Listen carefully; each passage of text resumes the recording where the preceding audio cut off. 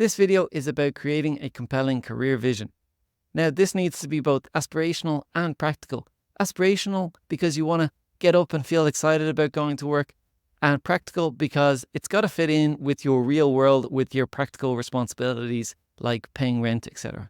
So there are 5 different components. Now let's go through them one by one. The first one is needs. These are need to have. They are non-negotiable. At the moment, one or more of your needs is not being met in the way you want it to be met. So what need is it? Often I find when people come to me, their need for growth or progression is not being met. So they want to achieve more. For example, ask yourself 0 to 10, how much growth do you have at the moment? 0 is no growth at all for you, and 10 is as much growth as you could possibly want. If it's a low number, then your need for growth is not being met, and that's something you want to factor into your career vision going forward. That's just an example of one need.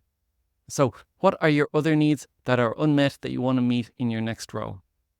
The next one is values. Now, values are nice to have, not need to have.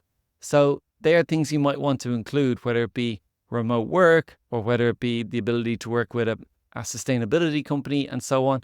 What is a nice to have for you, and factor that in. After that, interests. So working with a sector that you're interested in, or a product or a service that you're interested in, or an industry that you're interested in is obviously better than not considering that at all. So what are your interests? Next is your skills. So obviously your skills allow you to command a certain salary. So it's really important to factor those in. So put your skills into your career vision.